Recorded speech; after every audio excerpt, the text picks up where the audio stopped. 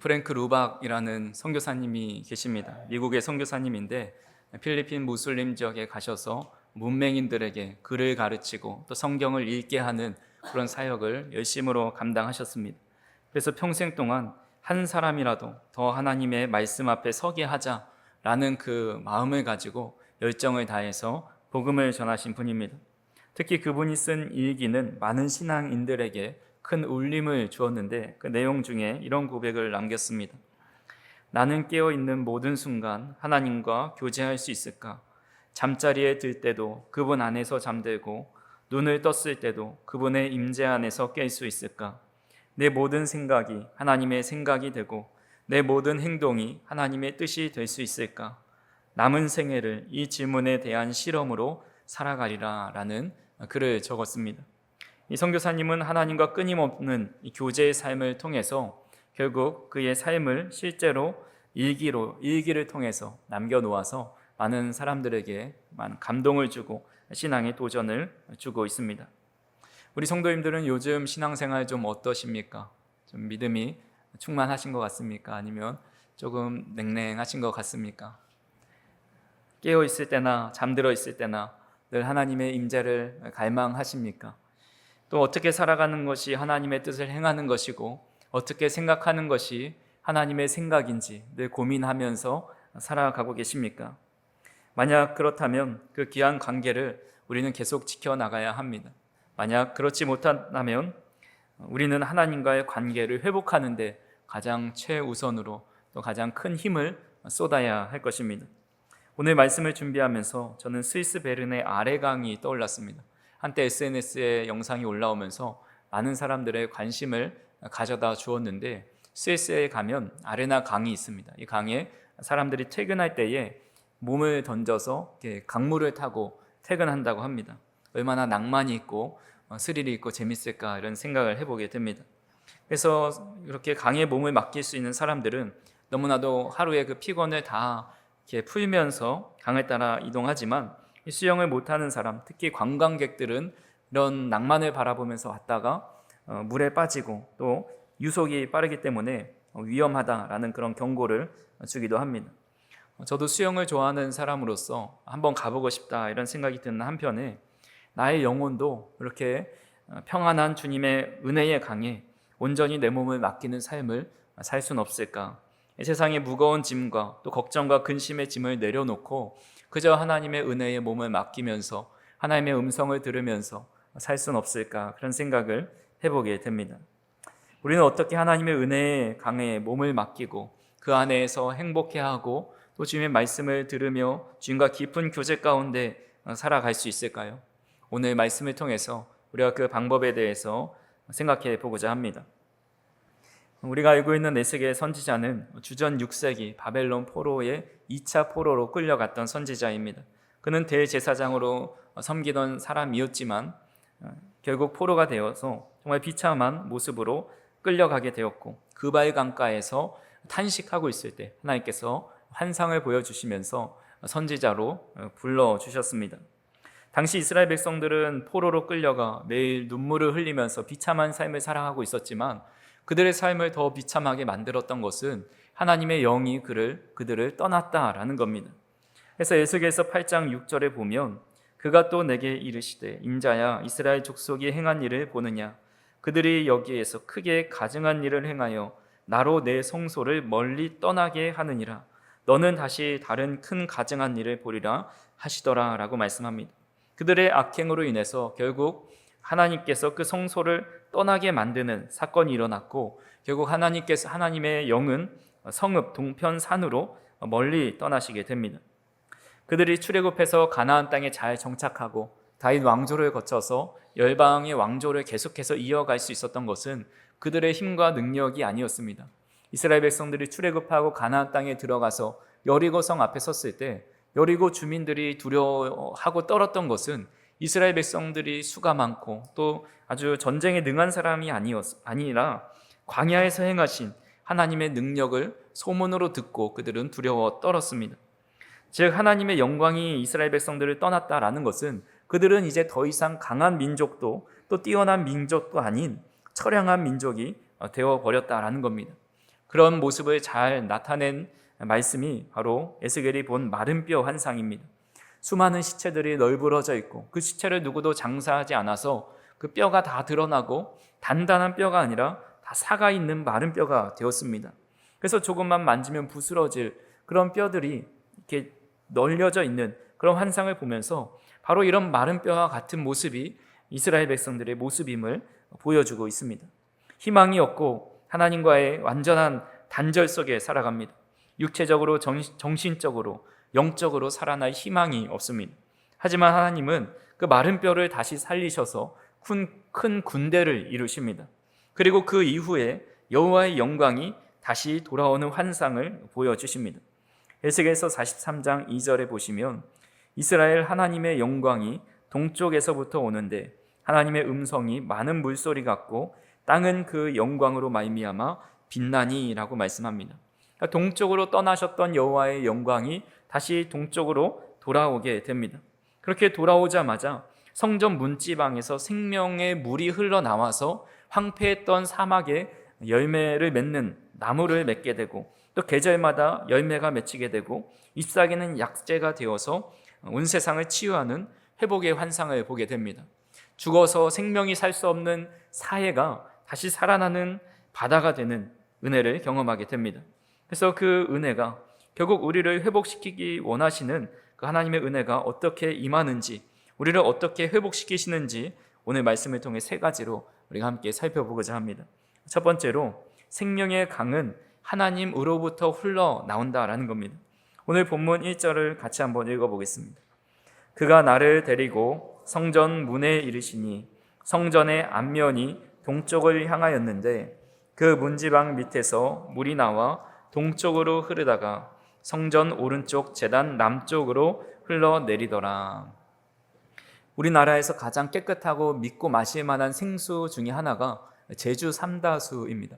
제주 삼다수는 30년 동안 어떤 물에 대한 컴플레인, 그러니까 물이 오염됐거나 잘못된 물을 생산했거나 다른 곳에서 물을 끌어왔다거나 그런 이슈가 하나도 없었습니다. 27년째 생수시장 1위를 차지하고 있습니다. 이런 치열한 생수시장에서 그들이 살아남기 위해서는 무엇보다 깨끗한 물을 또 안전한 물을 제공하는 것을 최우선을 삼고 꾸준히 노력했는데 그 노하우 중에 하나가 바로 수원지를 잘 관리하는 거였습니다. 수원지는 물이 시작되는 근원지이죠. 제주 삼다수는 이 국내 시중 생수 브랜드 중에 유일하게 한라산 단일 수원지를 두고 있다고 합니다. 그러니까 한 군데만 잘 관리하면 되기 때문에 그 토양과 물을 잘 관리해가지고 어디서 마시든지 또 언제 마시든지 균일한 맛과 품질을 제공하게 되었다라고 이야기합니다. 즉 물의 품질은 수원지에 따라 결정되는 거죠. 그렇다면 오늘 본문에서 이 성전 문지방 밑에서 흘러나오는 물은 그 근원이 어디일까요? 1절에 보시면 흘러내린다라는 말이 있는데 히브리어로는 야라드라는 말입니다. 이 단어는 성경에서 370번 이상 사용될 정도로 많이 또 다양한 해석을 가져다 줍니다. 그 중에 오늘 말씀과 연관시켜 볼 수 있는 말씀이 있는데 시편 133편 2절과 3절입니다. 우리 같이 한번 읽어보겠습니다. 머리에 있는 보배로운 기름이 수염 곧 아론의 수염에 흘러서 그의 옷깃까지 내림 같고 헐몬의 이슬이 시온의 산들에 내림 같도다. 거기서 여호와께서 복을 명령하셨나니 곧 영생이로다. 아멘. 머리에 있는 보배로운 기름이 아론의 수염을 거쳐서 옷깃까지 내려갑니다. 이 내리다 흘러내리다 이것이 다 야라드입니다. 또 헐몬의 이슬이 시온 산들에 내린다라고 말씀하셨는데 이 내린다도 마찬가지로 야라드입니다. 그러니까 세 번이나 야라드 단어를 반복하고 있습니다. 근데 이 흘러내리게 된 것은 어디로부터 흘러내린 것입니까? 바로 하늘로부터 흘러내린 것이고 이 물이 또 기름이 이슬이 흘러내리게 된 근원이 바로 여호와께서 복을 주시기 위해 명령하셨기 때문입니다. 이것이 바로 중요한 영적 원리입니다. 생명을 살리는 물은 오로지 하나님의 명령과 또 하나님으로부터 밖에 나올 수 없다라는 겁니다. 우리의 영혼을 살리고 우리의 영혼이 풍부해지고 메마른 우리의 심령이 회복되는 길은 바로 하나님으로부터 밖에 나올 수 없다라는 겁니다. 잘 알려진 일화가 있죠. 테슬라의 CEO인 일론 머스크는 전기자동차 산업을 하지만 우주 항공 산업에도 큰 영향을 끼치고 있습니다. 그는 대학에서 물리학을 공부했는데 우주 항공 분야에 대해서는 따로 공부를 하지 않았다고 합니다. 근데 그가 어떻게 이렇게 우주 항공 산업에 발을 들이고 또 이 비약적인 발전을 이룰 수 있을까? 그가 말하기를 자신은 그 영상을 많이 봤다고 합니다. 인터넷 영상을 통해서 그 항공 분야의 대부분의 지식을 깨닫게 되었고 또 독학을 하면서 그것을 알게 되었다라는 겁니다. 물론 명철한 두뇌가 있었기 때문에 그렇게 가능했겠지만 사실 요즘 시대는 SNS가 발달되었고 인터넷 영상과 강의가 많이 있어서 무엇이든지 원하는 것이 있으면 어느 정도 전문가 수준까지 배울 수 있는 시대가 되었습니다. 맛집을 찾아 나가는 것, 또 여행을 하는 것, 여러 가지 배움의 통로가 바로 인터넷입니다. 근데 문제는 아무리 인터넷이 발달되고 SNS가 발달되고 많은 것을 배운다 할지라도 우리의 생명에 관한 것, 우리의 영혼을 살리는 문제는 이런 것들로는 해결할 수가 없다라는 겁니다. 생명과 영혼의 문제는 오직 생명의 근원이신 하나님으로부터만 그 길을 제시받을 수가 있습니다. 이스라엘 백성들은 그런 생명의 문제를 하나님이 아닌 다른 것에서 찾으려 했습니다. 예레미야서 2장 13절에 보시면 내 백성이 두 가지 악을 행하였나니 곧 그들이 생수의 근원되는 나를 버린 것과 스스로 웅덩이를 판 것인데 그들은 그 물을 가두지 못할 터진 웅덩이들이니라 라고 말씀합니다. 하나님을 떠난 모든 노력은 결국엔 터진 웅덩이에 물을 담는 것과 같다라는 겁니다. 채워지는 것 같아도 곧 메마르고 목마르고 금세 바닥을 드러낼 수밖에 없습니다. 예수님께서 오병이어의 기적을 행하신 후에 얼마 지나지 않아서 무리들에게 이런 말씀을 하십니다. 요한복음 6장 35절에 예수께서 이르시되 나는 생명의 떡이니 내게 오는 자는 결코 줄이지 아니할 터이요 나를 믿는 자는 영원히 목마르지 아니하리라 라고 말씀하십니다. 무리들은 너무 좋아합니다. 주님께로 나아가면 그때 오병이어의 기적을 베풀어 주신 것처럼 배고프지 않고 목마르지 않을 수 있겠구나. 근데 예수님께서 그 이후에 하신 말씀은 제자도에 대한 말씀을 하십니다. 너희도 나와 같이 살아야 된다. 이런 말씀을 하실 때에 많은 무리들이 어떻게 주님과 같이 살 수 있습니까? 이런 실망을 하면서 떠나게 됩니다. 그때 12제자만 예수님 곁에 남게 되었을 때에 주님은 너희도 가려느냐라고 질문하십니다. 그때 시몬 베드로가 이런 고백을 합니다.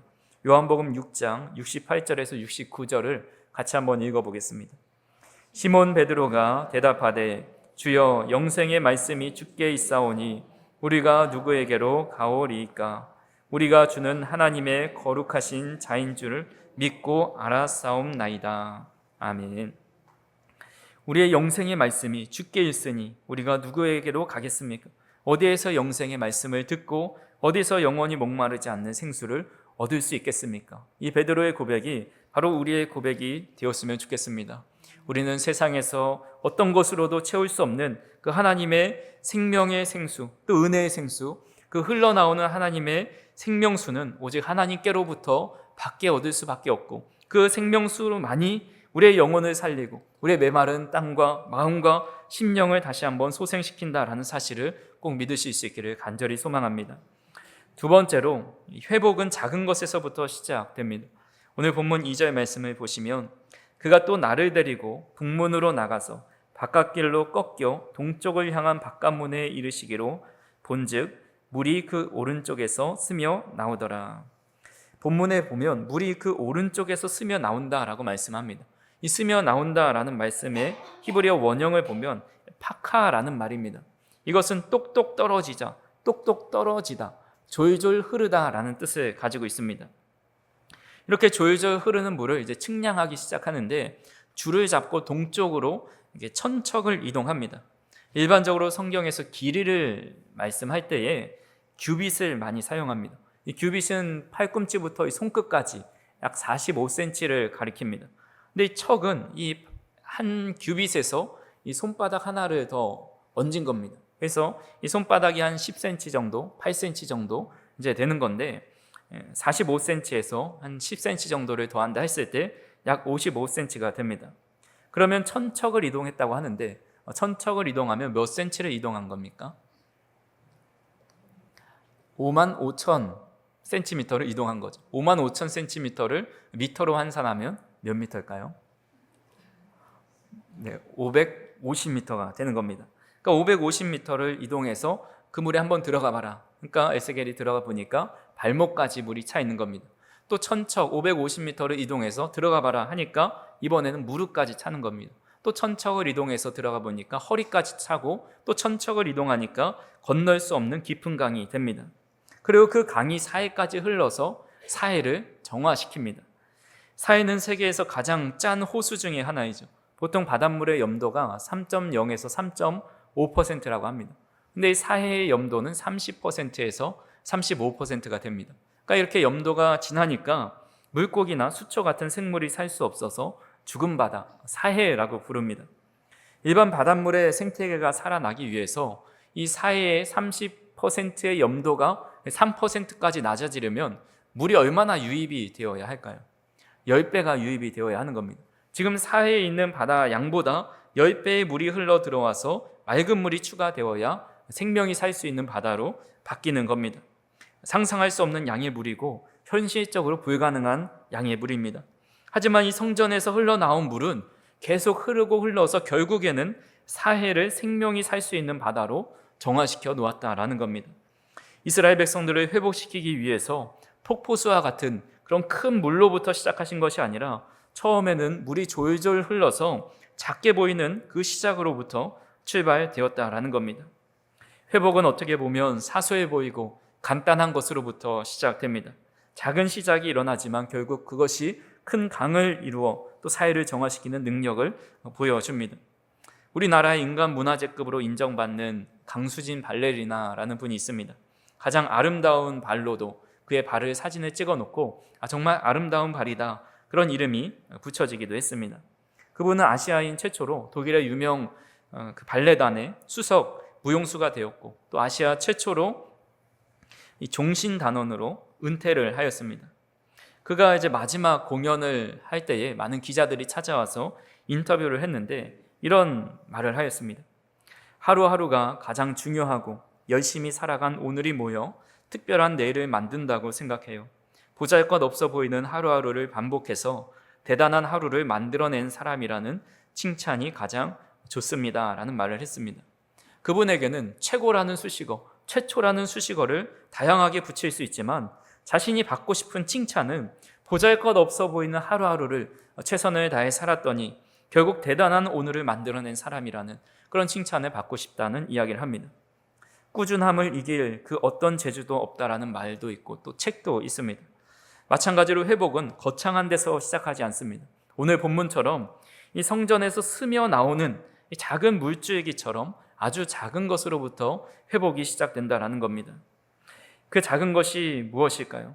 우리가 가정에서 드리는 예배, 또 우리가 가정에서 보는 말씀, 또 하나님과 독대하는 기도의 시간, 또 직장에서 바쁜 일상 속에서도 점심시간에 또 때때로 기도하는 그 시간, 동료에게 따뜻한 말 한마디를 전하는 것, 또 정직하게 하나님의 말씀대로 살아가는 것, 또 교회 안에서는 작은 실천들, 눈에 띄는 일이 아니어도 내가 앉은 자리를 정돈하고 또 한 사람을 향한 격려의 말을 하고 보이지 않는 곳에서의 작은 섬김들, 오늘 우리가 드린 예배, 오늘 드린 짧은 기도들, 또 오늘 읽은 말씀 한 구절이 모여서 우리의 믿음을 회복하고 그 작은 물줄기가 결국 큰 강이 되어서 우리의 삶을 회복시키는 놀라운 역사가 일어난다라는 겁니다. 혹시 성도님들 가운데 나의 신앙은 너무 초라한 것 같습니다, 나는 하나님께 받은 은혜가 너무나도 적은 것 같습니다 라고 생각하는 분이 계십니까? 하지만 하나님께서는 바로 그 작은 모습을 통해서 오늘 일상을 살아갈 때 우리가 하나님 앞에 온전히 서가고 하나님과 온전한 교제, 또 하나님께 온전히 드리는 이 기도의 시간을 통해서, 예배의 시간을 통해서 결국 하나님은 우리 죽어있는 사해와 같은 우리의 신앙과 또 메말라 있는 우리의 마음을 하나님께서 그 강을 계속해서 공급해 주셔서 우리를 결국 살리시고 소생시켜 주신다라는 것입니다. 그렇게 우리의 일상 속에서 작은 은혜에 늘 감사하고 작은 것을 실천하고 하나님을 따라 사는 삶을 통해서 우리가 그 은혜의 강줄기를 계속 이어받을 수 있는 우리 성도님들이 되기를 간절히 소망합니다. 마지막으로 회복은 점점 확장된다는 겁니다. 오늘 본문 9절을 보시면 바닷물이 되살아나 모든 생물이 살고 고기가 심히 많아진다라고 말씀합니다. 그리고 10절에서는 그 고기가 각기 종류를 따라 큰 바다의 고기 같이 심이 많아진다라고 말을 합니다. 단순히 몇 종류의 고기가 아니라 큰 바다, 여기서 큰 바다는 지중해를 의미합니다. 그러니까 지중해에 수많은 생명체들이 살고 있듯이 이 사회가 변화되어서 풍성한 고기들이 깃드는 바다가 된다는 겁니다.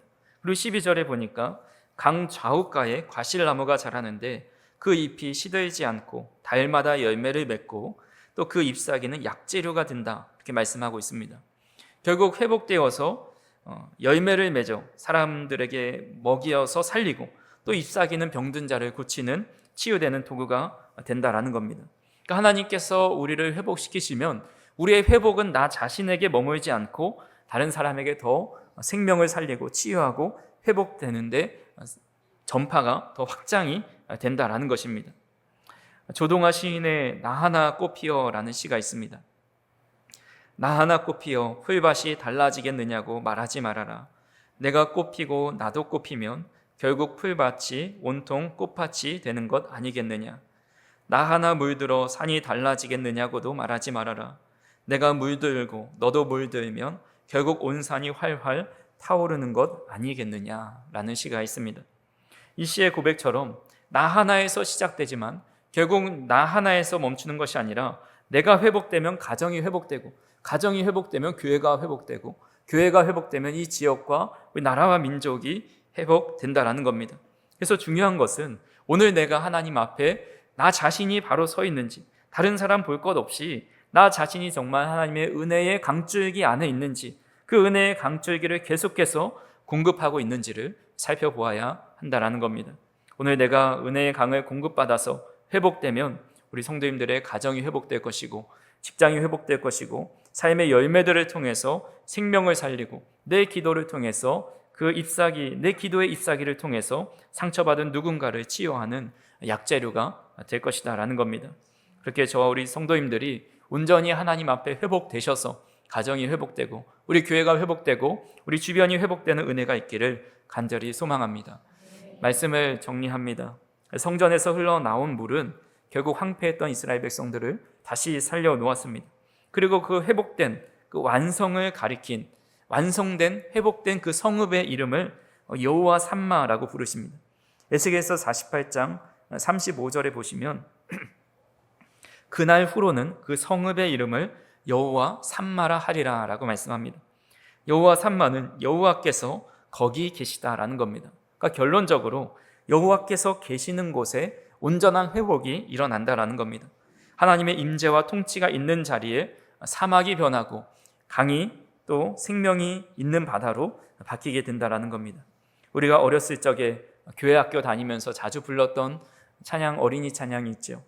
사막에 샘이 넘쳐 흐르리라. 사막에 꽃이 피어 향내 내리라. 주님이 다스릴 그 나라가 되면은 사막이 꽃동산 되리. 사막에 숲이 우거지리라. 사막에 예쁜 새들 노래하리라. 주님이 다스릴 그 나라가 되면은 사막이 낙원되리라 라는 이런 찬양이 있습니다. 얼마나 어렸을 때 신나게 불렀는지 모릅니다. 근데 이 가사를 보면 어떻게 사막에서 샘이 넘쳐 흐를 수가 있겠습니까? 사막에 어떻게 꽃이 필 수가 있겠습니까? 사막이 어떻게 꽃동산이 될 수 있겠습니까? 사막에 숲이 우거질 수 없고 사막에 새들이 깃들 수가 없고 사막은 낙원이 될 수 없습니다. 하지만 그렇게 될 수 있는 유일한 방법이 있는데 바로 주님이 다스릴 그 나라가 되면은 아무리 황폐한 땅도 아무리 어떤 생명도 살 수 없는 땅도 꽃동산과 낙원이 될 수 있다는 겁니다. 그래서 하나님의 임재가 있는 곳 여호와 삼마의 자리는 결국 사막이 낙원으로 변화된다라는 겁니다. 이사야서 35장 3절과 4절에 이렇게 말씀하고 있습니다. 같이 한번 읽어보겠습니다. 너희는 약한 손을 강하게 하며 떨리는 무릎을 굳게 하며 겁내는 자들에게 이르기를 굳세어라 두려워하지 말라. 보라 너희 하나님이 오사 보복하시며 갚아주실 것이라. 하나님이 오사 너희를 구하시리라 하라. 아멘. 우리는 손이 떨리고 힘이 없고 무릎에 힘이 없고 두려움 속에 살아갈 수밖에 없는 우리의 인생을 손 떨리지 않고 담대한 힘과 능력을 가지고 살아갈 수 있는 이유가 바로 여호와께서 너희를 구하러 오신다라고 말씀합니다. 여호와께서 우리 안에 계시면 우리는 손에 힘을 쥐고 살아갈 수 있고 두 다리에 힘을 강하게 두고 굳세게 서서 살아갈 수가 있다는 것입니다. 그렇게 저와 우리 성도님들이 날마다 우리의 일상 속에서 하나님의 은혜를 또 하나님과의 친밀한 교제 속에 늘 살아가실 수 있기를 바랍니다. 성소에서 흘러나오는 생명수를 날마다 공급받을 수 있기를 바랍니다. 그 물줄기가 비록 연약해 보이고 오늘 하루 아무것도 변화되지 않은 것 같다 할지라도 그 물줄기는 모여서 결국 우리의 무릎까지 허리까지 건널 수 없는 강이 되어서 죽어있는 우리의 마음의 살 같은 모습들이 다시 살아나고 생명력이 넘치는 그런 바다로 만들어 주실 것입니다. 그리고 또한 우리 자신을 회복시키실 뿐만 아니라 우리가 회복됨을 통해서 우리의 가정과 우리 주변과 우리 교회가 지역 공동체까지 그 은혜가 흘러가고 회복이 전해져서 풍성한 영적 부흥이 우리의 삶 가운데 일어나게 될 것입니다. 한 주 동안 살아가실 때에 늘 하나님의 은혜의 강줄기를 늘 공급받으시면서 또 그 강줄기 속에 거하시면서 하나님의 은혜와 또 하나님의 통치 속에 살아가는 저 우리 성도님들이 되시기를 주님의 이름으로 축원합니다. 기도하시겠습니다. 사랑과 은혜가 풍성하신 하나님 아버지, 오늘도 성수에서 흘러나오는 생명의 강물 속에 거할 수 있도록 인도하여 주시니 감사합니다. 메마른 땅 같은 우리의 영혼을 소성시켜 주셔서 작은 믿음의 순종을 통해 큰 회복을 경험하게 하여 주시고 우리 일상에 늘 주님과 교제하고 기도하고 예배함을 통해서 풍성한 은혜를 공급받으며 살아갈 수 있도록 인도하여 주시옵소서. 감사를 드리며 예수님의 이름으로 기도하옵나이다. 아멘.